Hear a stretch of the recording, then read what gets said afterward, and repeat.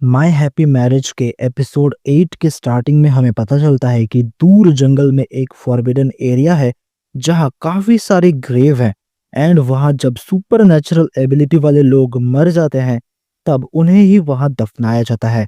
And in लोगों के spirits जब उस एरिया के नेगेटिव इमोशंस के साथ मिक्स हो जाते हैं तब ये काफी खतरनाक नेगेटिव एनर्जी में ट्रांसफॉर्म हो जाते हैं। एंड इसीलिए इस ग्रेव को परमानेंटली सील कर दिया गया था। एंड अगर ये सच है कि अब इस सील को तोड़ दिया गया है एंड उसमें से सारे स्पिरिट्स बाहर आ गए हैं तो ये इम्पेरियल सिटी के लिए काफी ज्यादा खतरनाक होने वाला है।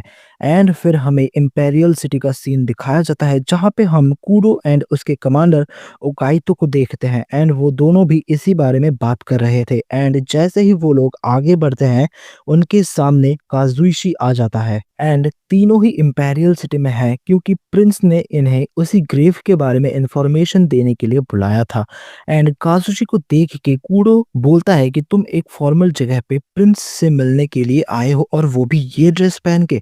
जिस पे काजुशी बोलता है कि मैं आर्मी में नहीं हूँ, सो मैं कोई भी यूनिफॉर्म नहीं पहनने वाला। एंड फिर वो तीनों ही प्रिंस ताकाहितो के रूम के बाहर पहुंच जाते हैं जहां पे ताकाहितो उन तीनों को ग्रीट करता है। एंड तभी काजुशी प्रिंस को अपना इंट्रोडक्शन देता है एंड बोलता है कि मैं तात्सुशी फैमिली का नया हेड हूँ। एंड फिर वो बोलता है कि उसकी फैमिली के एक मेंबर ने इतना बड़ा क्राइम किया है जो कि उसका फादर ही है, बट फिर भी आपने मुझे अपने सामने बैठने का परमिशन दिया, मैं इसके लिए ग्रेटफुल हूँ। एंड उस इंसिडेंट के बाद हमारी फैमिली कूडो फैमिली के अंडर ही है एंड हम उनके अकॉर्डिंग ही काम कर रहे हैं जब तक कि हमारी फैमिली का जो गुडविल है वो वापस नहीं आ जाता। जिस पे प्रिंस ताकाहितो बोलता है कि कोई बात नहीं, मैं अपने फादर के बिहाफ में तुम्हारी फैमिली को माफ करता हूँ एंड मैं उम्मीद करता हूँ कि फ्यूचर में ऐसा कुछ दोबारा नहीं होगा। जिसके बाद ओकाइतो बोलता है कि प्रिंस अब हमें उस ग्रेव के बारे में बात करना चाहिए। जिस पे ताकाहितो कामली बोलता है कि जो ग्रेव था वो अब अनलीश हो चुका है एंड काफी जल्दी अंडरवर्ल्ड से एक डीप नेवर एंडिंग नाइट शुरू होने वाला है।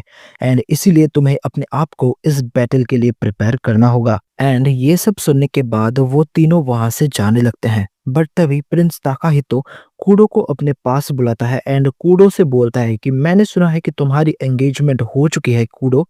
जिस पे कूडो एग्री करता है। एंड तभी ताकाहितो बोलता है कि मेरी एक्सपीरियंस के हिसाब से तुम्हारी फियांसे को काफी सारी डिफिकल्टीज फेस करनी पड़ सकती है एंड तुम अपने आप को इस चीज के लिए प्रिपेयर्ड रखो। जिस पे कूडो पूछता है कि क्या आप ये फ्यूचर देख के प्रेडिक्ट कर रहे हो, बट प्रिंस इस पे कुछ भी नहीं बोलता एंड बस एक स्माइल पास करता है। एंड फिर हमें घर का सीन दिखाया जाता है जहां मियो हाजुकी से ट्रेनिंग ले रही थी कि एक प्रॉपर लेडी कैसे बना जा सकता है। एंड हाजुकी भी उसे हर एक चीज की ट्रेनिंग दे रही थी कि कैसे स्माइल करना है, कैसे चलना है एंड एक ओकेशनल इवेंट के टाइम पे कैसे खाना खाना है। एंड हाजुकी की ये ट्रेनिंग देख के मियो भी काफी ज्यादा इम्प्रेस्ड थी हाजुकी से। एंड तभी सीन शिफ्ट होता है एंड हमें कूडो को दिखाया जाता है एंड वो प्रिंस ताकाहितो की कही हुई बातों के बारे में ही सोच रहा था जो कि उसने मियो के फ्यूचर के बारे में कहा था। एंड फिर कूडो उस डिटेक्टिव की बातों को भी याद करने लगता है जिसने कहा था कि मियो की मदर ओसुबा फैमिली से बिलोंग करती है एंड मियो का भी उनसे रिलेशन है। एंड ये ओसुबा फैमिली इसीलिए इतनी ज्यादा स्पेशल है क्योंकि इनके पास एक काफी मिस्टीरियस एंड खतरनाक स्पेशल एबिलिटी है जो कि है कि वो किसी का भी माइंड रीड कर सकते हैं उनके ड्रीम के थ्रू एंड उनके मेमोरीज को मैनिपुलेट भी कर सकते हैं। एंड तभी कूडो सोचता है कि मियो को इतनी सारी नाइटमेयर्स आ रही हैं, कहीं उनके पीछे मियो का ओसुबा फैमिली से रिलेशन होने का तो रीजन नहीं है क्योंकि घर का बैरियर भी कभी भी नहीं टूटता, बट फिर भी उसे घर में मैजिक की ट्रेसेस मिलती हैं। एंड फिर कूडो अपने ऑफिस से बाहर जाने लगता है एंड गोडो के पूछने पे वो बोलता है कि वो रात होने से पहले वापस आ जाएगा। एंड फिर हमें घर का सीन दिखाया जाता है जहां हाजुकी मियो को अपने आप को कैसे इंट्रोड्यूस करना चाहिए उसके बारे में सिखा रही थी। एंड मियो इस चीज के लिए काफी ज्यादा ग्रेटफुल थी एंड हाजुकी को भी मियो को सिखाने में बहुत ही मजा आ रहा था। बट फिर हाजुकी मियो से बोलती है कि मियो, क्या तुम मुझे ऐसे फॉर्मली मिस हाजुकी बुलाना बंद कर सकती हो क्योंकि हम लोग अब फैमिली हैं एंड मैं तुम्हारी बड़ी बहन जैसी हूँ। एंड ये सब सुनने के बाद मियो बोलती है कि ठीक है, तो फिर अब से मैं आपको सिर्फ हाज़ुकी ही बुलाऊँगी। एंड ये सुनने के बाद हाज़ुकी काफ़ी ज़्यादा खुश हो जाती है। एंड फिर हम देखते हैं कि उनका आज का सेशन खत्म हो चुका है एंड अब हाज़ुकी अपने घर वापस जा रही है। फिर सीन शिफ्ट होता है एंड हम देखते हैं कि कूडो उसी डिटेक्टिव से मिलने गया था जिसे कि मियो एंड ओसुबा फैमिली के रिलेशन के बारे में कूडो ने पता करने को कहा था। बट वो डिटेक्टिव बोलता है कि ओसुबा फैमिली के एग्जिस्टेंस का और कोई भी ट्रेस अब नहीं रहा। उन्होंने शायद अब अपना नाम ही बदल लिया है। बट इस रिजल्ट से कूडो इतना ज़्यादा सेटिस्फाइड नहीं था। कूडो सोच रहा था कि ये पॉसिबल ही नहीं है कि उन्होंने अपना पूरा एग्जिस्टेंस ही इरेज कर दिया है। फिर वो लोग उनके पास जो सबसे बड़ा क्लू है उसी के साथ आगे बढ़ने का डिसाइड करते हैं एंड वो है मियो की मदर। फिर कूडो बोलता है कि उस टाइम पे इंपेरियल सिटी में जितनी भी लड़कियों का नाम सूमी था उन सब के बारे में इंफॉर्मेशन निकालो। फिर हमें घर का सीन दिखाया जाता है जहां कूडो देखता है कि मियो को फिर से नाइटमेयर्स आ रहे हैं एंड इस बार कूडो ने डिसाइड कर लिया था कि वो मियो के इन नाइटमेयर्स के पीछे का रीजन ढूंढ निकालेगा। एंड फिर हमें अगले दिन का सीन दिखाया जाता है जहां हम देखते हैं कि मियो टेस्ट दे रही थी एंड हाजुकी मियो के इम्प्रूवमेंट से काफ़ी ज़्यादा इम्प्रेस्ड थी। फिर हाजुकी नोटिस करती है कि मियो काफ़ी ज़्यादा टायर्ड लग रही थी। वो मियो से पूछती भी है बट मियो बोलती है कि ऐसा कुछ भी नहीं है एंड मुझे रात को काफ़ी अच्छी नींद भी आई थी एंड जो कि बिल्कुल भी सच नहीं है। एंड सीन फिर से शिफ्ट होता है एंड हमें कूडो के ऑफिस का सीन दिखाया जाता है जहाँ पे इंपेरियल सिटी एंड मिनिस्ट्री से एक ऑफिसर आता है एंड सीक्रेटिव मिनिस्ट्री की तरफ से भी एक रिप्रेजेंटेटिव आता है जो कि काफ़ी ज़्यादा रेयर था। वो बंदा कूडो के ऑफिस में आता है एंड अपना इंट्रोडक्शन देते हुए बोलता है कि मेरा नाम है आरता सुरोकी एंड मुझे इंपेरियल मिनिस्ट्री हाउस होल्ड ने ही भेजा है। एंड ये सेम बंदा है जो कि हमें पिछली एपिसोड में दिखाया गया था जो कि मियो के बारे में बोल रहा था। फिर कूडो भी खुद को इंट्रोड्यूस करते हुए बोलता है कि मैं इस एंटी स्पिरिट डिपार्टमेंट का कमांडर हूँ।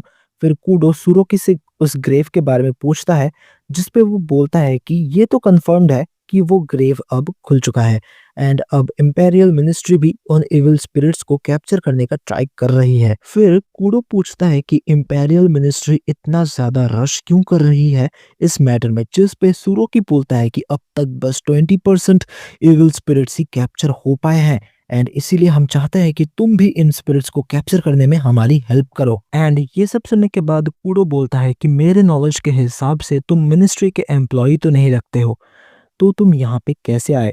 जो सुनने के बाद सुरुकी बोलता है कि तुमने बिल्कुल सही कहा, मैं इंपेरियल मिनिस्ट्री से तो बिलोंग नहीं करता हूँ, बट मैं उनका एक एफिलिएट हूँ एंड मैं काफ़ी टाइम से ये काम कर रहा हूँ एंड मैं एक ट्रेडिंग कंपनी भी चलाता हूँ एंड आज मैं यहाँ बस एक नेगोशिएटर के हिसाब से ही आया हूँ।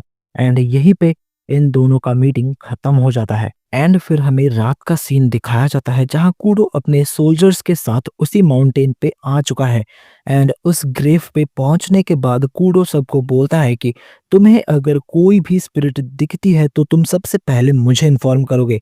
एंड फिर हमें काजुशी को दिखाया जाता है जो कि उस ग्रेव के इंसिडेंट में घायल हुए लोगों को ट्रीट कर रहा था एंड वो नोटिस करता है कि इन लोगों के पल्स तो चल रहे हैं बट ये लोग पूरी तरीके से अनकॉन्शियस हैं एंड इन लोगों के हाथों पे कुछ स्पॉट्स थे जिससे कि ये क्लियर हो जाता है कि ये लोग उन स्पिरिट्स के कांटेक्ट में आ गए थे।